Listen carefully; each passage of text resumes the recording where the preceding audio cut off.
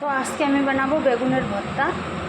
তোমরা দেখতে পাচ্ছ আমি বেগুন ভর্তাটা কী করে করি। এখানে একটা বেগুন নিয়েছি মিডিয়াম সাইজের, এখানে দুটো টমাটোর জ্বালাচ্ছি, এটাও ভর্তা জ্বালিয়ে নেবো বেগুনের মতো করে। এখানে বেগুন আর এখানে টমাটোর। তো আমি এটাকে কীভাবে বানাই তোমাদেরকে সবাইকে বলবো আমি। হ্যালো বন্ধু, গুড মর্নিং সবাইকে। সকাল 10টা বাজে এখন। তো সবাই দেখতে থাকো আমি রেসিপিটা কীভাবে বানাই। এখন আমি টমাটোরগুলোকে পোড়া দিয়ে নেওয়ার পরে আমি সেনে নিচ্ছি। তো এখন আমি এটাকে ভালো করে সেনে নেব, এটাকে বেগুনটাকে। আর এদিকে কড়াই বসিয়ে দিয়েছি, কড়াইটা ততক্ষণ গরম হয়ে যাক, তো আমি ততক্ষণেই এটা ছেনে নেব ভালো করে। কড়াই দিয়ে দিচ্ছি তেল, তেল গরম হয়ে গেছে। আমি এখন দিয়ে দেবো জিরা, এর সঙ্গে দিয়ে দেবো তেজপাতা, দিয়ে দেবো আদা রসুন কুচি, তার সঙ্গে দিয়ে দেবো কাঁচা লঙ্কা, তার সঙ্গে দিয়ে দেবো পেঁয়াজ।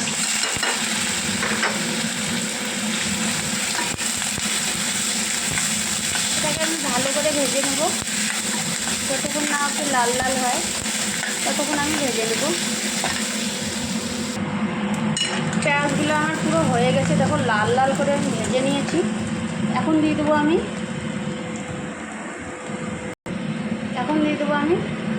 টমাটার।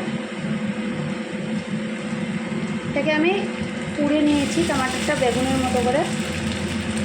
আর একটু এটাকে আমি ভেজে নেব।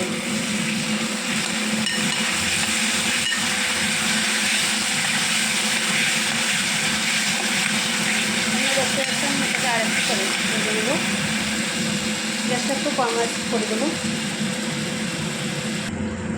তো এখন আমি দিয়ে দেবো এখানে মশলা। দেখো এখানে আমি কী মশলা দেবো, এখানে বাটা মশলার কোনো জরুরি নেই। দিয়ে দেবো হাফ চা চামচ লঙ্কা পাউডার, হাফ চা চামচ ধনিয়া পাউডার,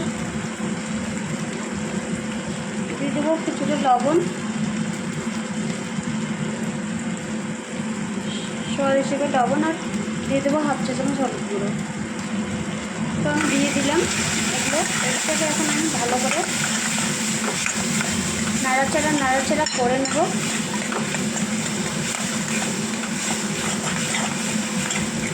যতক্ষণ না এটা তেল বেরোচ্ছে। আমি গ্যাসটাকে কম করে দিলাম, কম ফ্লেমে বানাবো। তোমরা দেখতে পাচ্ছ আমি খুব সুন্দর করে এটাকে নাড়াচাড়া করে নিচ্ছি। আর এদিকে আমি বেগুনটাও ভালো করে সেনে নিয়েছি ভর্তার জন্য।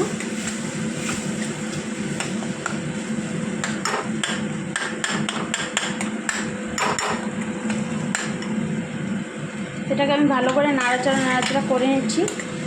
এটা কম আছে, একদম ভালো করে তোমরা পাকিয়ে নেবা।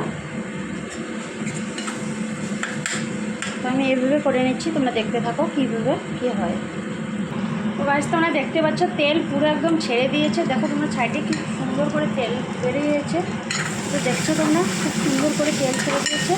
তো আমি এখন দিয়ে দেবো বেগুনটা।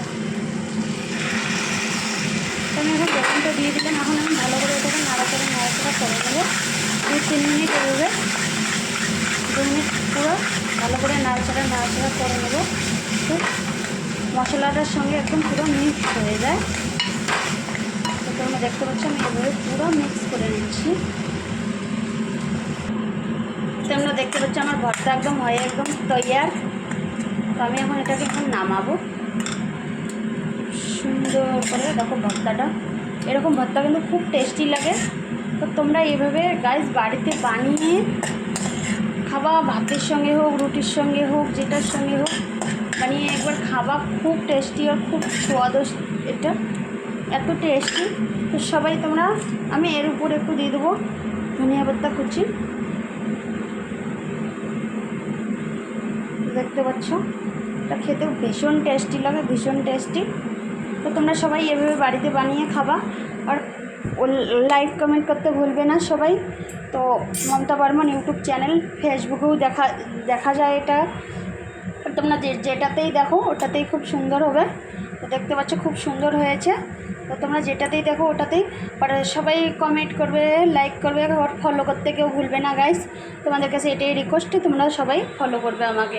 টাটা।